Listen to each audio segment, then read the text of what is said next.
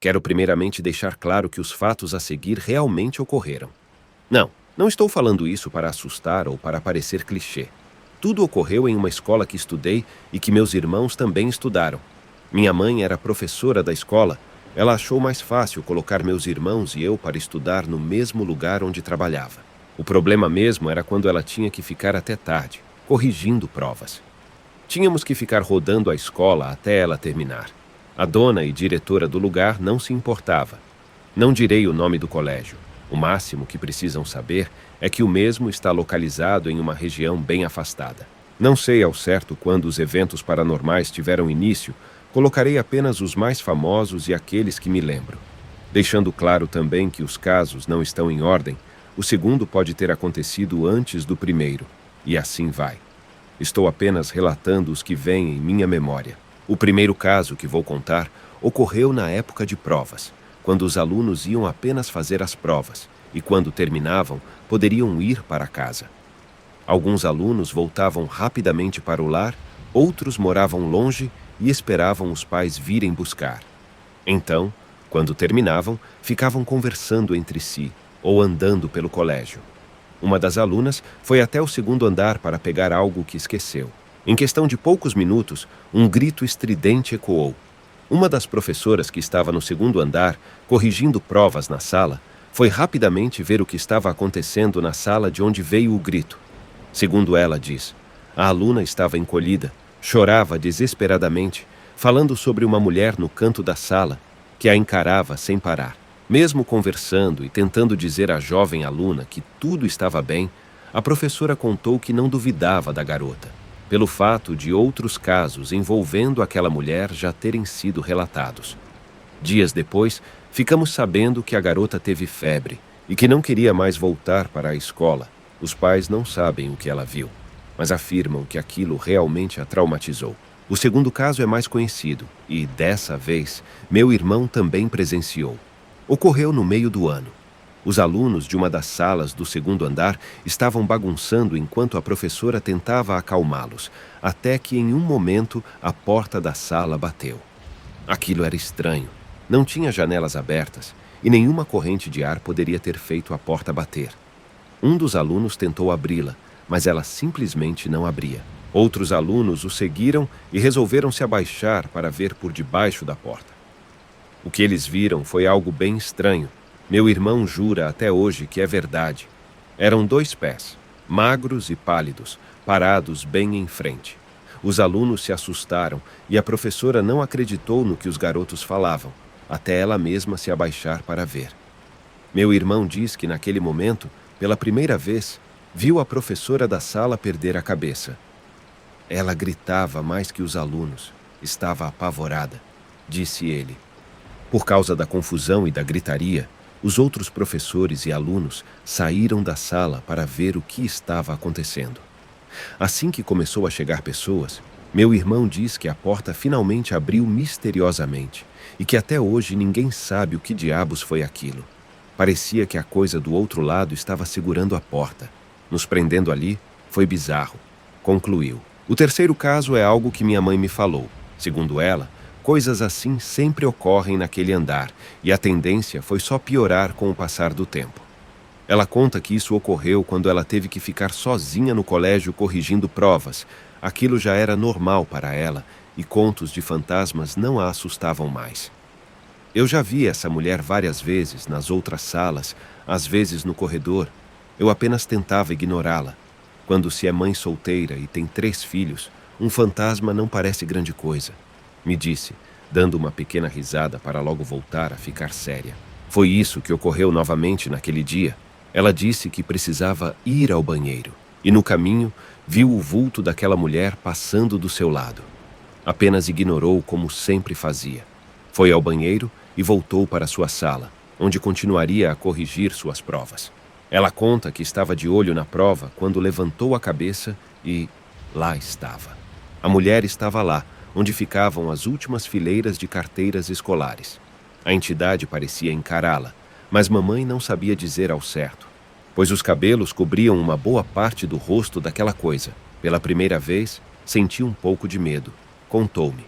O quarto caso é o que eu chamo de gota d'água, pois foi o que fez a dona do colégio tomar uma atitude sobre os eventos. Ocorreu quando a irmã da dona da escola veio lhe fazer uma visita. Em um certo momento, ela decidiu ir ao banheiro. Tudo parecia bem, mas então a vimos sair do banheiro tremendo e chorando.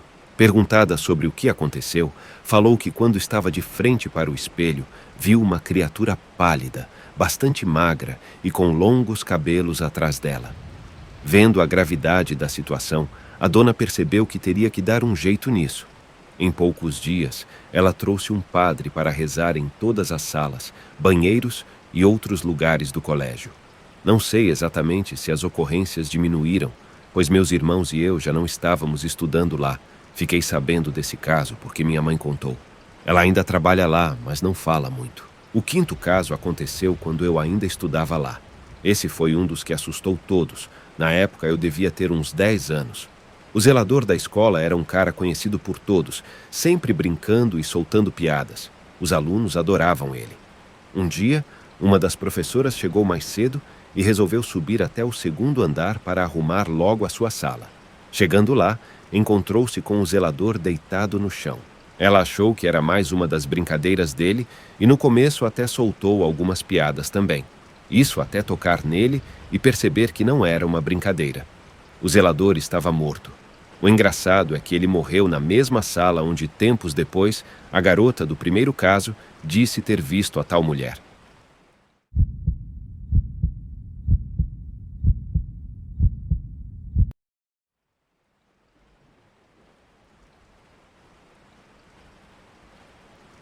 Eu tenho 25 anos e sou uma mulher.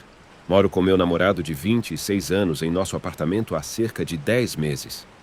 Quando meu namorado vai trabalhar, eu sempre fico em casa sozinha até ele voltar. Ele trabalha em turnos diferentes e neste dia específico, ele trabalhou do meio-dia às 21 horas. Sou uma namorada que fica em casa porque tenho insuficiência renal e estou tendo que fazer hemodiálise, aguardando um transplante de rim. Infelizmente, estou muito doente para trabalhar. Enquanto ele está fora, faço minha parte cozinhando, limpando e cuidando dos nossos cachorros. Isso aconteceu recentemente, apenas uma semana atrás, então os detalhes ainda estão bem frescos em minha mente. Meu namorado saiu para trabalhar exatamente ao meio-dia e eu estava deitada na cama quando recebi uma notificação de movimento na porta da frente. Verifiquei imediatamente e vi um homem lá. Parecia que ele estava mexendo na maçaneta. Mas então, meus cachorros começaram a latir, o que o assustou, e ele fugiu para a área de terra atrás do meu pátio. Liguei para meu namorado para informar, e ele me pediu para chamar o gerente do nosso prédio para que alguém fosse até lá de kart para garantir que o homem não estivesse rondando. Eu concordei, mas disse que queria verificar a porta antes de ligar. Também temos uma arma, então a peguei. Realmente confiei na minha intuição de mulher desta vez e fui até a porta da frente com o telefone na outra mão, observando a transmissão da câmera enquanto caminhava. Tudo parecia tranquilo, mas quando cheguei perto da porta, ouvi um som de apito, seguido pelo que parecia ser uma furadeira elétrica e os sons de alguém mexendo na minha porta. Temos uma pequena janela ao lado da entrada. Olhei para fora e vi o mesmo homem de antes lá. Ele mexeu na minha câmera de alguma forma, então eu não podia mais ver a transmissão ao vivo. Imediatamente, liguei para o 190, coloquei o telefone no ouvido enquanto segurava a fechadura com a mão esquerda e a arma na mão direita. Enquanto estava tocando, gritei que tinha uma arma e que atiraria se ele entrasse. Talvez ele tenha pensado que eu estava blefando, porque ele ainda não parou de tentar entrar. Quando o operador do 190 atendeu, forneci meu endereço e disse que alguém estava tentando arrombar minha casa. Depois dei uma descrição detalhada do sujeito. Isso pareceu assustá-lo, porque ele parou e depois ficou muito quieto. O operador disse que a polícia estava dentro no meu bairro e um policial finalmente veio até minha porta. Eles procuraram por toda parte, mas não conseguiram localizá-lo em lugar nenhum. É por isso que pensamos que ele pode morar em algum lugar do bairro. Nossos prédios são cercados e só há 2 saídas. Uma passa pelo escritório principal, que tem câmeras, e a segunda fica nos fundos, perto do nosso apartamento. Eles acreditam que fui alvo marcado porque estou sempre em casa sozinha e que quem quer que seja estava me observando há algum tempo. Eles também acreditam que ele sabia o que estava fazendo, porque usou um dispositivo para desativar minhas câmeras. Realmente me deixa doente pensar que, se eu não tivesse me levantado para verificar a porta ou não tivesse meu telefone comigo, o que realmente poderia ter acontecido comigo se ele tivesse entrado. Nosso contrato de locação termina em 2 meses e estamos planejando nos mudar. Este era meu espaço de conforto e é uma sensação terrível não se sentir segura em sua própria casa. Estou constantemente nervosa agora. Qualquer barulho me faz pular e não consigo passear com meus cachorros em paz com o medo de que ele possa voltar para terminar o que começou. Sempre confie na sua intuição. Ela definitivamente pode salvar sua vida.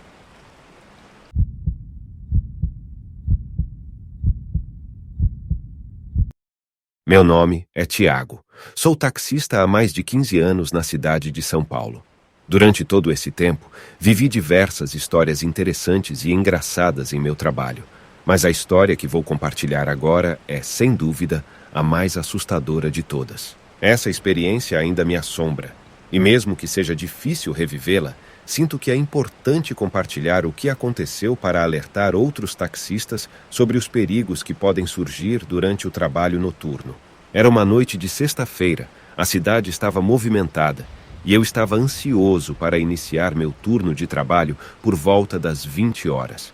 Peguei passageiros em diversos bairros da cidade durante a noite, e tudo parecia tranquilo, até que recebi uma chamada para buscar um passageiro em um bairro mais afastado do centro. Ao chegar ao local indicado pelo aplicativo, fiquei surpreso ao ver que era uma rua deserta e mal iluminada. Não havia sinal de vida ao redor, nem mesmo lojas ou casas. Tentei mandar mensagem para o passageiro, mas não obtive resposta. Esperei alguns minutos, mas ainda assim ninguém apareceu. Comecei a ficar preocupado e pensei em cancelar a corrida. Mas antes de tomar essa decisão, um homem apareceu do nada e abriu a porta do carro. Esse homem estava vestido com roupas escuras, e por estar escuro, não consegui ver seu rosto. Apesar do medo que senti, tentei manter a calma e perguntei para onde ele queria ir. Ele não respondeu, apenas apontou com a mão na direção que eu deveria seguir. O caminho indicado era estranho e eu nunca havia andado por ali, e a situação estava me deixando cada vez mais desconfortável. O homem permaneceu em silêncio durante todo o trajeto, o que só aumentou meu nervosismo. Depois de aproximadamente 20 minutos, chegamos a uma área rural com poucas casas e uma densa floresta. Foi então que o homem pediu para eu parar o carro em frente a uma casa antiga e abandonada. Ele saiu do carro e entrou na casa sem dizer uma palavra. Fiquei lá parado, sem saber o que fazer.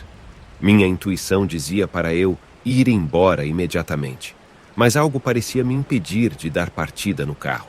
Foi então que ouvi um som estranho vindo de dentro da casa, como se algo estivesse se arrastando pelo chão. Decidi sair do carro e verificar o que estava acontecendo. Entrei na casa e deparei com o homem parado em frente a uma parede com um altar cheio de velas, segurando uma faca grande. Fiquei horrorizado com a cena e comecei a recuar, mas o homem me seguiu e começou a me perseguir pela casa. Foi quando percebi que havia outras pessoas na casa, todas vestidas com as mesmas roupas que o homem usava. Corri para fora da casa e tentei entrar no carro, mas o homem alcançou o veículo antes de mim e quebrou o vidro da janela do motorista com a faca. Entrei em pânico e comecei a gritar por ajuda, mas estávamos em um local isolado e não havia ninguém por perto. Os homens continuaram me perseguindo e eu corri para a floresta, tentando me esconder. Eles me seguiram por um tempo, mas consegui me esconder atrás de algumas árvores. Fiquei escondido ali por horas, com medo de me mover, até que finalmente amanheceu. Caminhei por horas até encontrar uma cidade próxima, onde pedi ajuda à polícia. Fui levado a um hospital para tratar dos ferimentos e tive que relatar detalhadamente o que havia acontecido. A polícia investigou o caso, mas não encontrou pistas que pudessem levar à identidade dos agressores. Especulou-se que eu poderia ter sido vítima de um ritual de seita, mas a verdadeira natureza do crime nunca foi descoberta. Desde então, Passei a tomar muito mais cuidado com as chamadas para corridas que recebo durante a noite e evito locais isolados. Espero que minha história possa servir como um alerta para outros taxistas que podem estar expostos a situações semelhantes. A noite pode esconder perigos inimagináveis e é importante sempre priorizar a segurança.